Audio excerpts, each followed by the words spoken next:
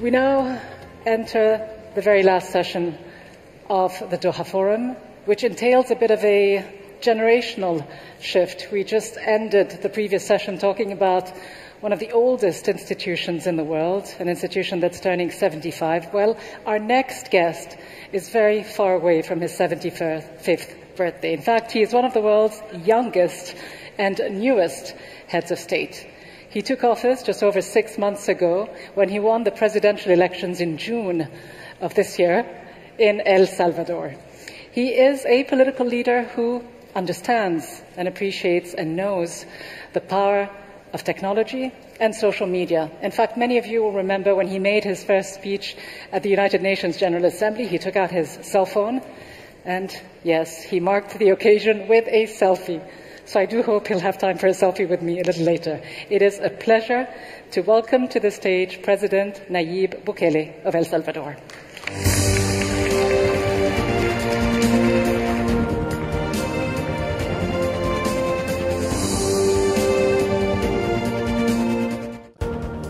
Thank you, everybody. Your Excellency, Abdullah bin Nasser bin Khalifa Al Thani, Prime Minister of Qatar. Your Excellencies, Prime Ministers, members of cabinets of all the countries participating in this forum, my wife Gabriela, and my daughter Laila, who's just turned 4 months today.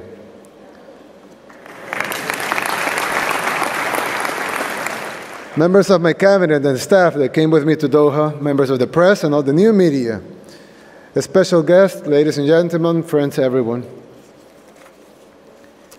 Thank you for allowing me to give the closing remarks in this World Forum, where we have analyzed the urgent necessity to reimagine governance and multilateralism in an ever-changing world.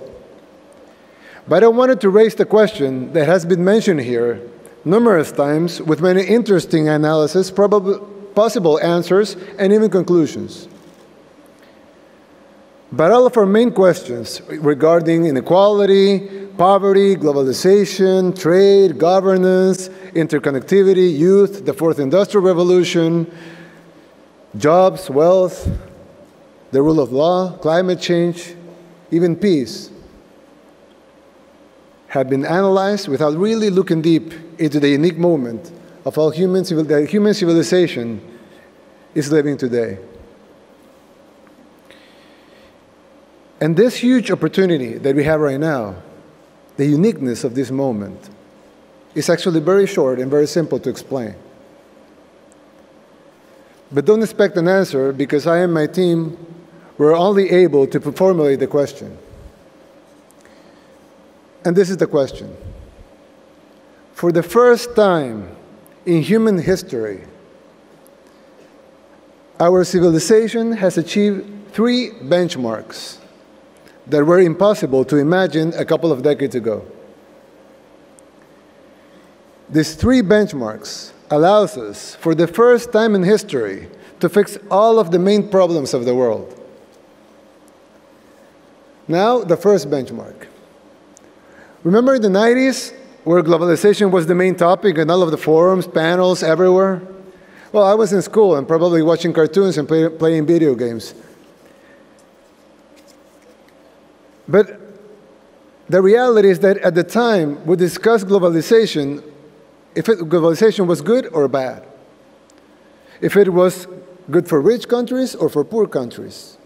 We discussed if it was good for corporations or good for the people. The supporters of globalization tried always to convince us that it would be good for everyone. But decide if you like it or not, globalization came to stay.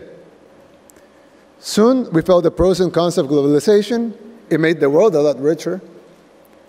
International commerce and trade boomed and created lots of new opportunities. But at the same time, it also bankrupted hundreds of thousands of local companies.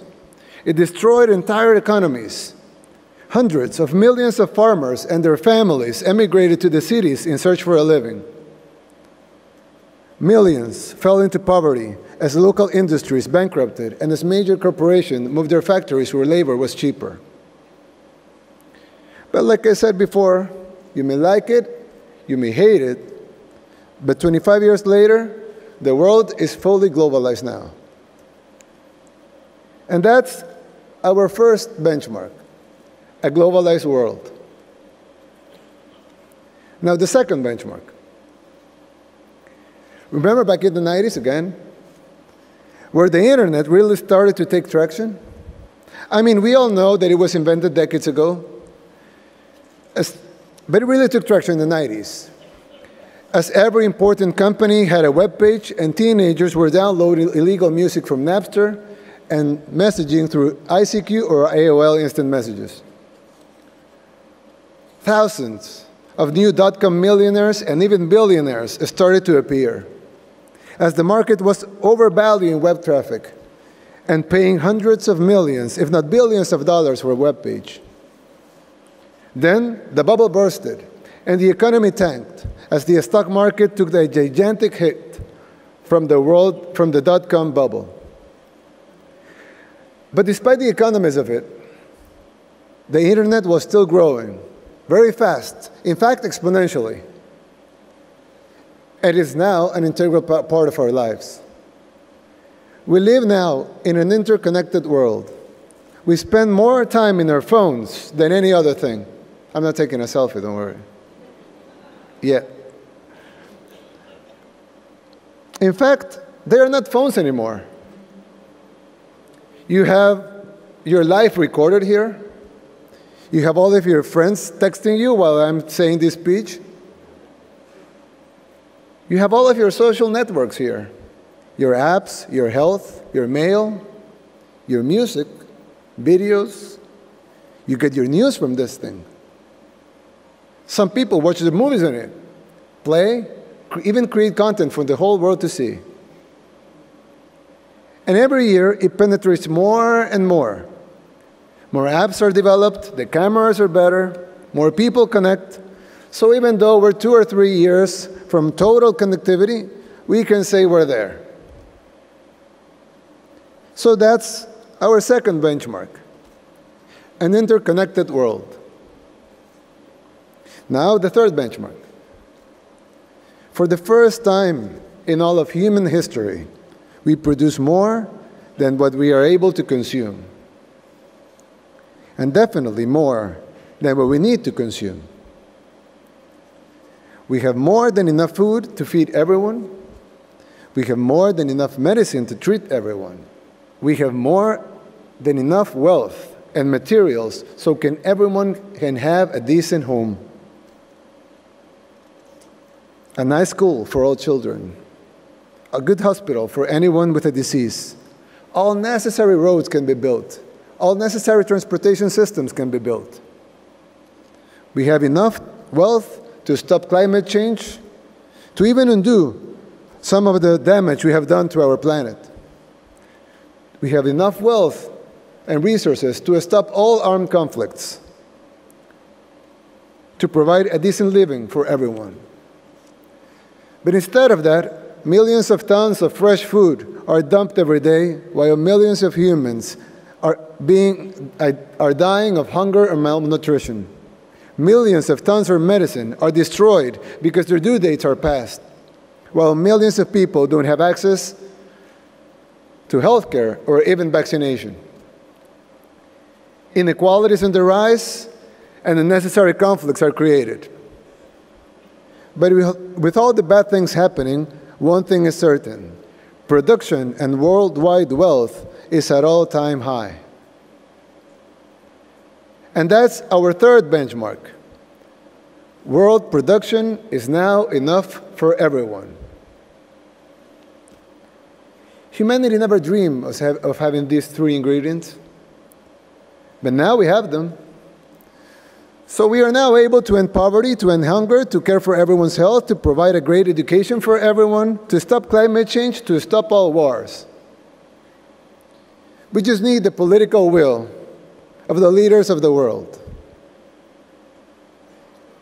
This couldn't have been done before. This couldn't have been said before. Because the world wasn't globalized. So if you needed a product from India and you were in Mexico, well, that was a tough one. Before the world was interconnected, Just to give you an example, a health record from a person in Brazil could take days and a lot of resources to reach a doctor treating that same person in Germany. A software developer in El Salvador, in my country, could not collaborate with a developer in Japan, and both of them be able to create something new, putting pieces together from both sides of the world. Now they can. Before we produce enough of everything, we couldn't feed some without leaving others with no food. Nations and societies had to compete only to survive. But we have none of those problems anymore. We are now fully globalized, fully interconnected, and we produce more than what we need to consume. So there, no more excuses, no more benchmarks to be met, no more time to wait. So we are obliged, it is our responsibility to create the world every generation since the dawn of civilization has dreamed of.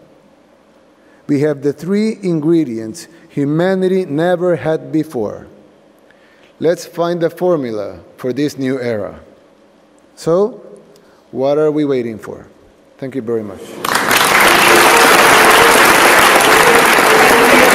you very much, President Bukele, for helping us end this forum on such an uplifting, positive note. I too brought my cell phone, just in case we could do that selfie.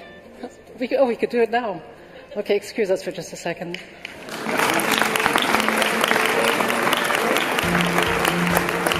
Thank you very much indeed. Thank you so much, President Bukele. And so now, as we do end this session, it is a pleasure to thank you all for being here, for making it such a memorable event. Thank you, of course, to our host, Doha, and the State of Qatar. I also want to thank all the wonderful panelists and speakers we've had over the past 2 days.